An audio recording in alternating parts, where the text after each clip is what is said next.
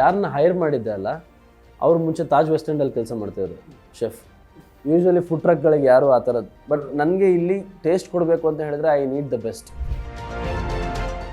ಇಲ್ಲೆಲ್ಲ ಅವರವರೇ ರಾಜ್ಯಗಳಿರ್ತಾರೆ. ಸೊ ಇಷ್ಟೆಲ್ಲ ನಾವು ರೂಲ್ ಮಾಡಬೇಕು ಅಂದರೆ ಇಷ್ಟು ಮಾಡದೇ ಇದ್ರೆ ಹೇಗೆ? ಹಾಯ್ ಹಲೋ ನಮಸ್ಕಾರ, ವೆಲ್ಕಮ್ ಟು ಬಾಸ್ವಾಲಾ ಯೂಟ್ಯೂಬ್ ಚಾನೆಲ್. ನಾನು ಚೈತ್ರ. ಸ್ನೇಹಿತರೆ, ಯಾವುದೇ ಒಂದು ಬಿಸ್ನೆಸ್ ಅನ್ನ ನಾವು ಶುರು ಮಾಡ್ತೀವಿ ಅಂತಂದ್ರೆ ಜನ ಏನ್ ಹೇಳ್ತಾರೆ ಹೇಳಿ, ಟ್ರೆಂಡಿಂಗ್ ನಲ್ಲಿರುವಂತಹ ಬಿಸ್ನೆಸ್ ಶುರು ಮಾಡು ಗುರು, ಪಕ್ಕಾ ಕ್ಲಿಕ್ ಆಗುತ್ತೆ ಅಂತ. ಹಾಗಾದ್ರೆ ಟ್ರೆಂಡಿಂಗ್ ನಲ್ಲಿರುವಂತಹ ಬಿಸ್ನೆಸ್ ಯಾವುದು, ಜನರಿಗೆ ಅದು ಹೊಸದು ಅಂತ ಅನಿಸ್ಬೇಕು, ಹೊಸ ಅನುಭವ ಕೊಡಬೇಕು.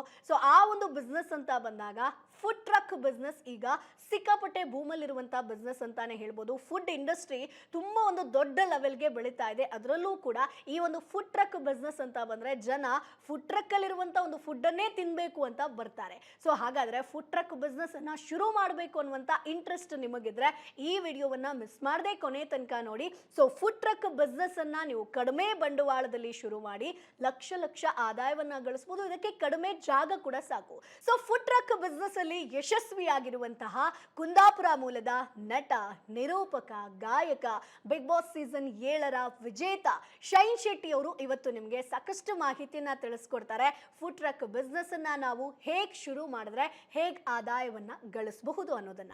ಹಣಕಾಸಿನ ನಿರ್ವಹಣೆ ಹೇಗೆ ಶುರು ಮಾಡಿದ್ರಿ? ಯಾಕಂದ್ರೆ 60,000 ಲಾಭ ಆಯ್ತು, ಏನಾದ್ರು ಅದು ತಗೋಣ ಇದು ತಗೋಣ, ಇಷ್ಟು ದಿನದಿಂದ ಬಟ್ಟೆ ತಗೊಂಡಿಲ್ಲ ಅಥವಾ ಇಷ್ಟು ದಿನದಿಂದ ಅದು ತಗೊಂಡು ಒಂದು ಒಳ್ಳೆ ಮೊಬೈಲ್ ತಗೋಣ ಅಥವಾ ಅದನ್ನ ಮಾಡೋಣ ಅಂತ ಹೊರಟ್ರೆ, ಅಥವಾ ದುಡ್ಡನ್ನು ಉಳಿಸಿ ಸ್ವಲ್ಪ ಹೊಸ ಐಟಮ್ ಮಾಡೋಕ್ಕೆ ಶುರು ಮಾಡೋಣ, ಸ್ಟಾಫ್ ಹೈರ್ ಮಾಡೋಣ, ಈ ಥರದ್ದು ಏನಾದ್ರು ಯೋಚನೆ ಮಾಡಿದ್ರ ಅಥವಾ ಹೊಸ ಫುಡ್ ಟ್ರಕ್ ತಗೋಬೇಕು ಅಂತ ಯೋಚನೆ ಮಾಡಿದ್ರ? ನಾನು ಯಾರನ್ನ ಹೈರ್ ಮಾಡಿದ್ದೆ ಅಲ್ಲ ಅವ್ರು ಮುಂಚೆ ತಾಜ್ ವೆಸ್ಟ್ ಎಂಡಲ್ಲಿ ಕೆಲಸ ಮಾಡ್ತಾಯಿದ್ರು ಶೆಫ್. ಯೂಶ್ವಲಿ ಫುಡ್ ಟ್ರಕ್ಗಳಿಗೆ ಯಾರು ಆ ಥರದ್ದು, ಬಟ್ ನನಗೆ ಇಲ್ಲಿ ಟೇಸ್ಟ್ ಕೊಡಬೇಕು ಅಂತ ಹೇಳಿದ್ರೆ ಐ ನೀಡ್ ದ ಬೆಸ್ಟ್. ನನಗೆ ದಿ ಬೆಸ್ಟ್ ನಾರ್ಮಲಲ್ಲೂ ಸಿಗ್ತಾರೆ ನಿಮಗೆ, ತಾಜ್ ವೆಸ್ಟ್ ಎಂಡ್ ಕುಕ್ಗೆ ಹೋಗಬೇಕಾಗಿಲ್ಲ. ಬಟ್ ನನಗಿಲ್ಲಿ ನನಗೆ ಆ ಎಕ್ಸ್ಪೆರಿಮೆಂಟ್ ಮಾಡ್ಕೊಂಡು ಕುತ್ಕೊಳ್ಳೋಷ್ಟು ಟೈಮ್ ಇರಲಿಲ್ಲ. ಯಾಕಂದ್ರೆ ನನಗೆ ಇಲ್ಲಿಂದನೇ ಬೆಳೀತಾ ಹೋಗಬೇಕು ಅಂತ ಹೇಳಿದಾಗ ನಾನು ಆ ಥರದ್ದೊಂದು ಸ್ಟಾಫ್ನ ತಂದು ಇಲ್ಲಿ ಹಾಕಬೇಕಾಗತ್ತೆ. ಸೊ ಹಾಗೆ ಅದ್ರ ಮೇಲೆ ಕೆಲಸ ಮಾಡ್ತಾ ಹೋದೆ.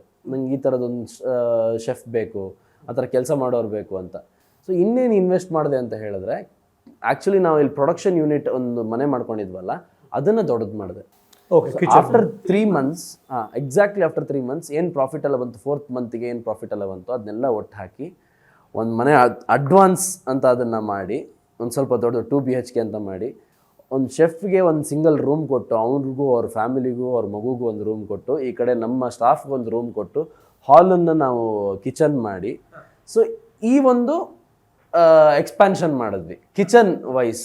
ಬೇರೆ ಯಾವುದು ಏನು ಇದು ಮಾಡಕ್ ಹೋಗ್ಲಿಲ್ಲ. ಪ್ರಾಫಿಟ್ ಬಂತು ಅಂತ ದಾಳದೊಳಿ ಮತ್ತೊಂದು ಖರ್ಚು, ಮಜಾ ಮಾಡೋದು, ಪಾರ್ಟಿ ಮಾಡೋದು ಬಿಟ್ಬಿಟ್ಟು ಇದನ್ನ ಮಾಡಿದ್ರಿಂದ ನಮ್ ಟೈಮ್ 5ರಿಂದ 11ವರೆ ನಮ್ದು ಫುಡ್ ಟ್ರಕ್ ಪಾರ್ಟಿ ಎಲ್ಲ ನೋಡಿ ಬೇಜಾರ. ಅಲ್ಲ, ಬಟ್ ಆಕ್ಚುಲಿ ಬಹಳಷ್ಟು ಜನ ಯೂತ್ಸು ಈ ತರ ದಾರಿ ತಪ್ತಾರೆ, ಶುರು ಮಾಡ್ತಾರೆ ಏನೋ ಒಂದು ಸಣ್ಣ ಸಕ್ಸಸ್ ನೋಡಿದ ತಕ್ಷಣ ಅಲ್ಲಿ ಇಲ್ಲಿ ಮತ್ತೆ ಹೋಗೋಣ. ಇಲ್ಲ ಅಂದ್ರೆ ಆ ಕಮಿಟ್ಮೆಂಟ್ ಬಹಳ ಮುಖ್ಯ. ಕಮಿಟ್ಮೆಂಟ್ ಬೇಕೇ ಬೇಕು. ಯಾಕಂತ ಹೇಳಿದ್ರೆ ನೆಕ್ಸ್ಟ್ ಮಂತ್ ಮತ್ತೆ ನಾವು ಈ ಸಲ ಖರ್ಚು ಮಾಡ್ಬಿಟ್ರೆ ನೆಕ್ಸ್ಟ್ ಮಂತ್ ಏನು ಉಳಿಯೋದಿಲ್ವಲ್ಲ.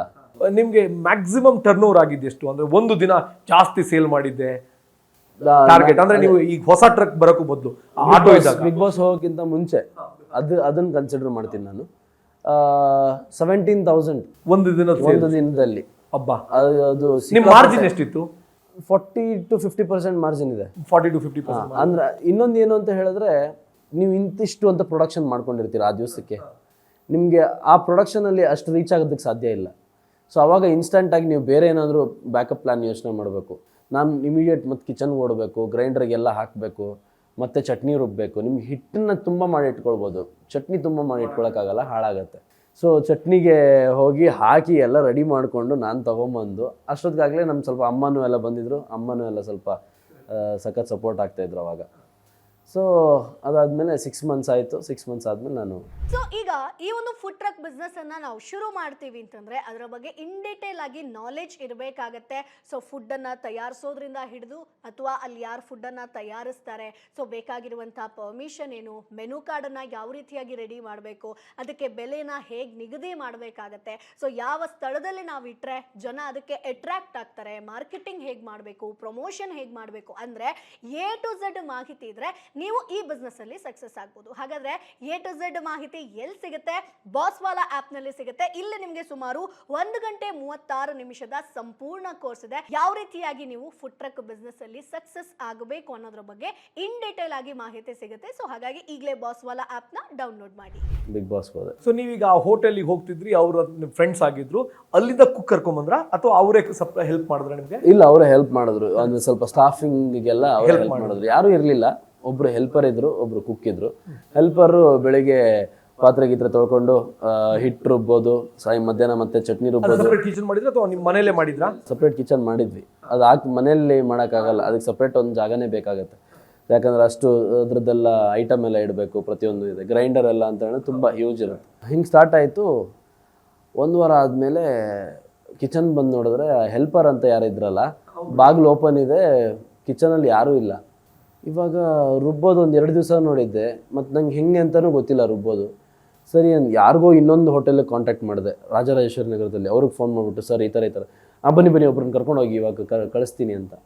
ಸರಿ, ಅವ್ರನ್ನ ಡೈಲಿ ಬೆಳಿಗ್ಗೆ 8 ಗಂಟೆಗೆ ಹೇಳೋದು, ಅವ್ರು ಯಾರನ್ನ ಕರ್ಕೊಂಬರೋದು, ಮತ್ತು ಅವ್ರನ್ನ ಬಿಡೋಕ್ಕೆ ಹೋಗೋದು, ಇಲ್ಲಿ ಹಿಟ್ಟಿಗೆಲ್ಲ ರುಬ್ಸೋದು, ಮತ್ತು ಚಟ್ನಿ ಸಾಯಂಕಾಲ ಅವ್ರು ಕುಕ್ ಬರ್ತಿದ್ರು, ಮತ್ತು ಇದೇ ಆಗ್ತಾಯಿತ್ತು. ಅದಾದಮೇಲೆ 1 ವಾರ ಆದಮೇಲೆ ಕುಕ್ ಬರೋದು ನಿಲ್ಲಿಸ್ಬಿಟ್ರು. ಅವ್ರು ಹೇಳಿದ್ರು, ಇಲ್ಲ ನಂಗೆ ಕಷ್ಟ ಆಗ್ತಾಯಿದೆ ಅದು ಇದು ಅಂತ ಹೇಳಿದ್ರು. ಆಮೇಲೆ ಇನ್ನೊಂದು ಯಾರನ್ನೋ ಕುಕ್ಕನ್ನು ಅವ್ರು ಕಳಿಸ್ಕೊಟ್ರು. ಇದು ಸ್ಟಾರ್ಟಿಂಗ್ ಎಲ್ಲ ಒಂದಿಷ್ಟು ಹಿಂಸೆಗಳಿದ್ದಿದ್ದೆ ಅಂತ ಗೊತ್ತಾಯಿತು. ಆಮೇಲೆ ಒಂದು ದಿವಸ ಯಾರೂ ಇಲ್ಲ, ಅಂದ್ರೆ ಆ ಹೋಟೆಲಲ್ಲಿ ಇದ್ದ ಹುಡುಗನೂ ಇಲ್ಲ, ಅವನನ್ನು ಪರ್ಮನೆಂಟಾಗಿ ನಮಗೆ ಕಳಿಸ್ಕೊಟ್ಬಿಟ್ರು, ನೀವು ಅವ್ನು ನಿಮ್ಮಲ್ಲೇ ಇರಲಿ ಅಂತ. ಅವನು ಬಿಟ್ಟೋದ. ಈಗ ಇನ್ನು ಎಲ್ಲಿಂದ ತರೋಣ? ಅವನೊಬ್ಬ ಯಾರೋ ಒಬ್ಬ ಎಕ್ಸ್ಟ್ರಾ ಇರೋನು ಇನ್ನು ಯಾರನ್ನೂ ತರೋಕ್ಕಾಗಲ್ಲ. ಏನಂದರೆ ಇನ್ನೊಂದೇನೆಂದರೆ, ಇನ್ನೊಬ್ಬರು ದುಡ್ಡನ್ನು ತೊಗೊಂಡು ನಾವು ಇನ್ವೆಸ್ಟ್ಮೆಂಟ್ ಅಂತ ತೊಗೊಂಡು ಆ ಜವಾಬ್ದಾರಿನ ತೊಗೊಂಡು ಕೆಲಸ ಮಾಡ್ತಿರ್ತೀವಿ. ಸೊ ಅವ್ರು ನಮ್ಮ ಹತ್ರ ಪ್ರಶ್ನೆನೇ ಕೇಳಲ್ಲ ಪಾಪ. ಇವತ್ತು ತನಕನೂ ಒಂದು ಪ್ರಶ್ನೆ ಕೇಳಿದವರಲ್ಲ. ಬಟ್ ಅವ್ರು ಕೇಳಲಿಲ್ಲ ಅಂದ್ರೂ ನನ್ನ ಕರ್ತವ್ಯ ಆಗುತ್ತೆ. Absolutely. I think that is what is taking you far. Yes. That is what. ಆಮೇಲೆ ನನಗೆ ಭಾಳ ಇಷ್ಟ ಆಗಿದೆ ಏನು ಗೊತ್ತಾ, ನೀವು ಇವ್ರ ಹತ್ರ ದುಡ್ಡು ತಗೊಂಡ ತಕ್ಷಣ ಫಸ್ಟ್ ಫುಡ್ ಟ್ರಕ್ ಮಾಡೋಣ, ಅವ್ರು ಬಂದು ಕೇಳಿದಾಗ ದುಡ್ಡು ಕೊಡೋಣ ಅಂತ ನೀವು ಕಾಯಲಿಲ್ಲ. ಅವ್ರನ್ನ ಹುಡುಕಿ ಅವ್ರದ್ದು 60,000 ರೂಪಾಯಿ ಕೊಟ್ಟಿದ್ರಲ್ಲ. I think these are very important. ಇಲ್ಲ, ತುಂಬ ಫೋನ್ ಮಾಡಿದೆ ಅವ್ರಿಗೆ, ಅವ್ರು ಫೋನೇ ಪಿಕ್ ಮಾಡಲಿಲ್ಲ. ಇದ್ದಕ್ಕಿದ್ದಂಗೆ ಆಮೇಲೆ ಇಮಿಡಿಯೇಟಾಗಿ ಗೂಗಲ್ ಪೇಯಲ್ಲೆಲ್ಲ ಟ್ರಾನ್ಸ್ಫರ್ ಮಾಡಿಬಿಟ್ಟು, ನಾನು ತುಂಬ ಸಮಯಗಳ ಕಾಲ ನಿಮಗೋಸ್ಕರ ಕಾದೆ, ನಿಮ್ಮ ಯಾವುದೇ ರೀತಿಯ ಪ್ರತಿಕ್ರಿಯೆ ಇಲ್ಲದೇ ಇರುವ ಕಾರಣ ನಾನು ಬೇರೆ ಒಬ್ಬರು ಇನ್ವೆಸ್ಟರ್ನ ತಗೊಂಡು ಈ ಒಂದು ಬಿಸ್ನೆಸ್ನ ಕಂಟಿನ್ಯೂ ಮಾಡ್ತಾ ಇದ್ದೀನಿ. ತುಂಬ ಸಂತೋಷ ಆಯಿತು, ಇಷ್ಟು ದಿವಸ ಸಾಥ್ ಕೊಟ್ಟಿದ್ದೀರಾ, ಒಳ್ಳೇದಾಗಲಿ, ಧನ್ಯವಾದಗಳು ಅಂತ ಹೇಳಿ. ಅದೀಗ ಇಂಟಿಗ್ರಿಟಿ ಎಥಿಕ್ಸು ಬಹಳ ಮುಖ್ಯ ಆಗುತ್ತೆ. ಇಲ್ಲ ಅಂದರೆ ನಮ್ಮ ಆ ವ್ಯಾಲ್ಯೂಸ್ ಇಟ್ಕೊಂಡಿದ್ದು ನಾವು ಬಿಸ್ನೆಸ್. ನಾನು ಅಪ್ರೋಚೇ ಮಾಡದೆ ಡೈರೆಕ್ಟ್ ಆ ಥರ ಮೆಸೇಜ್ ಕಳಿಸಿ ದುಡ್ಡು ಕ್ಲಿಯರ್ ಮಾಡೋದು ತಪ್ಪಾಗ್ಬಿಡುತ್ತೆ. ಅಪ್ರೋಚ್ ಮಾಡಿದ್ರೆ ಆ ಕಡೆಯಿಂದ ರೆಸ್ಪಾನ್ಸ್ ಇಲ್ಲದೆ ಇದ್ದಾಗ you can wait for certain period of time, ಅದಾದ್ಮೇಲೆ ಆಗಲ್ಲ. You have to continue. ನಾನು ಮತ್ತೆ ಇನ್ನೊಂದು ಸಿನಿಮಾಗೋಸ್ಕರ ಇನ್ನೊಂದು ಪ್ರೊಡ್ಯೂಸರ್ ಕಾದಂಗೆ ಆಗ್ಬಿಡುತ್ತೆ. ಸೊ ಹಾಗೆ ಇದನ್ನೆಲ್ಲ ಕ್ಲಿಯರ್ ಮಾಡಿ ಸ್ಟಾಫಿಗೆ ಏನು ಮಾಡಿದ್ರಿ? ಈಗ ಇಬ್ರು ಬಿಟ್ಟೋದ್ರು, ಕುಕ್ಕು ಬಿಟ್ಟೋದ್ರು, ಹೆಲ್ಪರ್ ಬಿಟ್ಟೋದ್ರು, ಏನು ಮಾಡಿದ್ರಿ? ನಾನಿದ್ದೀನಲ್ಲ, ಓಕೆ, ನಾನಿರೋದೇನಕ್ಕೆ ಸಾರಥಿ ಅಂತ ಹೇಳಿದ್ಮೇಲೆ ಗಾಡಿನೂ ನಾನೇ ಓಡಿಸ್ಬೇಕು, ಪ್ಯಾಸೆಂಜರು ನಾವೇ ಆಗ್ಬೇಕು, ಹಂಗೆ ಆಗ್ಬಿಡುತ್ತೆ. ಸೊ ಆಟೋ ಓಡಿಸೋದು ಹೆಂಗೂ ಗೊತ್ತಿತ್ತು. ಸೊ ಆಟೋ ಓಡಿಸ್ಕೊಂಡು ತೊಗೊಂಡೋಗಿ ನಾನೇ ನಿಲ್ಲಿಸ್ತಾ ಇದ್ದೆ, ವಾಪಸ್ ತೊಗೊಂಬರ್ತಾ ಇದ್ದೆ, ಅದನ್ನೆಲ್ಲ ಕ್ಲೀನ್ ಮಾಡ್ತಾ ಇದ್ದೆ. ಪ್ರತಿ ದಿವಸ ಗಾಡಿ ಕ್ಲೀನ್ ಮಾಡಲೇಬೇಕು. ಅಡುಗೆ ಮಾಡೋದು ನನಗೆ ಆಲ್ರೆಡಿ ರೈಸ್ ಮಾಡೋಕ್ಕೆ ಬರ್ತಾ ಇತ್ತು. ಸೊ ನಮ್ಮ ಇನಿಷಿಯಲ್ ಬಿಸ್ನೆಸ್ ನನಗೊಂದು 1.5 kg ರೈಸಿಂದ 2 kg ರೈಸ್ ಮಾತ್ರ ಹೋಗ್ತಿದ್ದಿದ್ದು. ಸೊ 1.5 kg 2 kg ರೈಸೆಲ್ಲ ನಾನೇ ಆರಾಮಾಗಿ ಶುರು ಮಾಡಿದೆ. ಆ್ಯಂಡ್ ಒಂದಿಷ್ಟು ಬ್ಯಾಚುಲರ್ ಸ್ನೇಹಿತರು ಅಡುಗೆ ಮಾಡುವಂಥ ಒಳ್ಳೆ ಕಲಾವಿದರಿದ್ರು ನಮ್ಮ ಸುತ್ತಮುತ್ತ, ಡೈರೆಕ್ಟರ್ಗಳು, struggling directors, struggling actors. So ಇವರೆಲ್ಲ ಕೊತ್ತಂಬರಿ ಸೊಪ್ಪು ಪಲಾವ್ ಅಂತೆ ಇದೆಲ್ಲ ಮಾಡೋದು ಅವ್ರು ಮಾಡಿ ನಮ್ಗೆ ತಿನ್ಸಿದ್ರು. ಇದು ಚೆನ್ನಾಗಿದೆ, ಇದನ್ನ ಟ್ರೈ ಮಾಡ್ತೀನಿ ನಮ್ಮ ಫುಡ್ ಟ್ರಕ್ಕಲ್ಲಿ ಅಂತ ಅವ್ರ ಹತ್ರ ರೆಸಿಪಿ ತಗೊಂಡು ಮಾಡೋಕ್ಕೆ ಶುರು ಮಾಡಿದೆ. ಗಾರ್ಲಿಕ್ ರೈಸ್ ಅಂತ ಶುರು ಮಾಡಿದೆ. ಅದು ಗಾರ್ಲಿಕ್ ರೈಸ್ ಮಾಡಿದ್ಮೇಲೆ ಶುರು ಆಯಿತು, ಎಷ್ಟೋ ಜನ ಗಾರ್ಲಿಕ್ ಇರುವಂಥದ್ದು ತಿನ್ನಲ್ಲ, ನಾನು ಬರೀ ಗಾರ್ಲಿಕಲ್ಲೇ ರೈಸ್ ಮಾಡಿದ್ರೆ ಇನ್ಯಾರು ತಿಂತಾರೆ ಅಂತ. ಸೊ ಅದನ್ನ ಅವಾಯ್ಡ್ ಮಾಡಿದ್ವಿ. ಸೊ ನನ್ನ ಫ್ರೆಂಡ್ ಒಬ್ರು ತುಂಬ ಚೆನ್ನಾಗಿ ಕಾರ್ನ್ ರೈಸು ಅಂಥದ್ದೆಲ್ಲ ಮಾಡ್ತಾಯಿದ್ರು. ಅದು ರೆಸಿಪಿ ತಿಳ್ಕೊಂಡೆ. ಕಷ್ಟ ಇಲ್ಲ, ಅಂದ್ರೆ ಮಾಡ್ತೀನಿ ಅಂತ ಹೊರಟ್ರೆ ಕಷ್ಟ ಇಲ್ಲ. ಬರೀ ನೋಡ್ಕೊಂಡೆ ಅದೆಲ್ಲ ಆಗಲ್ಲಪ್ಪ, ಸಿಕ್ಕಾಪಟ್ಟೆ ಕಷ್ಟ ಅಂತ ಅನ್ಕೊಂಡ್ರೆ ಗ್ಯಾರಂಟಿ ಕಷ್ಟ. ಸೊ ಇದು ರೈಸ್ ಮಾಡೋದು ಇದಾಯಿತು. ಬೆಳಿಗ್ಗೆ ಪಾತ್ರೆ ತೊಳಿಬೇಕು.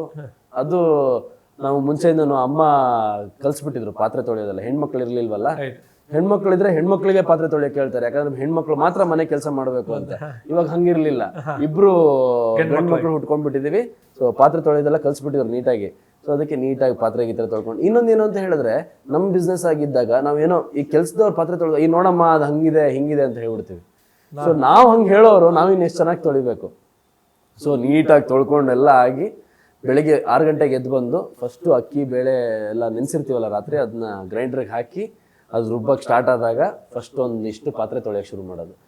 ಅದು ದೋಸೆ ಹಿಟ್ಟೆಲ್ಲ ರುಬ್ಬಾದ್ಮೇಲೆ ಮತ್ತೆಲ್ಲ ಕೈ ತೊಳ್ಕೊಂಡು ಆ ಹಿಟ್ಟನ್ನೆಲ್ಲ ತೆಗೆದು. ಬಟ್ ಈ ಟೈಮಲ್ಲಿ ನಿಮಗೆ ಯಾವತ್ತೂ ಅನ್ಸಿಲ್ವಾ ನಾನು ಸೀರಿಯಲ್ ಬಿಡಬಾರ್ದಿತ್ತು ಅಂತ? ಇಲ್ಲ ಅನ್ಸಿಲ್ಲ. ಆಮೇಲೆ ನೀವಲ್ಲಿ ನಾನು ಹೇಳದ್ನಲ್ಲ ಕತೆ ಬೇಕಿತ್ತು, ಕತೆ ಬೇಕಿತ್ತು, ಕತೆ ಕೊಡ್ತಾ ಇದ್ರು ದೇವ್ರು ನಿಮಗೆ. ಆಮೇಲೆ ನೀವಲ್ಲಿ ಮಾರಾಟ ಮಾಡುವಾಗ ಎನಿ ಇನ್ಸಿಡೆಂಟ್ ವೇರಿನ್ ಯಾರೋ ಒಬ್ರು ನಿಮ್ಮನ್ನು ಸೀರಿಯಲ್ ನೋಡಿರ್ತಾರೆ, ಶೈನ್ ಶೆಟ್ಟಿ ಅವರು ಏನಿದು ಹೀಗೆ ಮಾಡ್ತಿದ್ದೀರಲ್ಲ, ಯಾಕೆ ಈ ಕೆಲಸ ಮಾಡ್ತಿದ್ರಿ, ಆ ಥರ ಏನಾದ್ರು ಇತ್ತಾ? ನನ್ಗೆ ಅದು ಮ್ಯಾಟ್ರ್ ಆಗ್ಲಿಲ್ಲ. ನಾನು ಹೇಳದ್ನಲ್ಲ, ನಿಮ್ ಕತೆ ಫಸ್ಟ್ ಸೀರಿಯಲ್ ಬಿಟ್ಟು ಹೊರಗಡೆ ಹೋದಾಗ ನಾವು ಒಂದು ಬಾವಿ ಒಳಗಿದ್ದು, ಇದು ಸೂಪರ್, ನಾನೇ ರಾಜ ಇಲ್ಲಿ ಅಂತ. ಬಾವಿಯಿಂದ ಹೊರಗಡೆ ಬಂದು ನೋಡಿದ್ರೆ ಎಲ್ಲಿ ನೋಡಿದ್ರು ಬಾವಿಗಳೇ, ಇಲ್ಲೆಲ್ಲ ಅವ್ರವರೇ ರಾಜಗಳಿರ್ತಾರೆ. ಸೊ ಇಷ್ಟೆಲ್ಲ ನಾವು ರೂಲ್ ಮಾಡ್ಬೇಕು ಅಂದ್ರೆ ಇಷ್ಟು ಮಾಡದೇ ಇದ್ರೆ ಹೇಗೆ?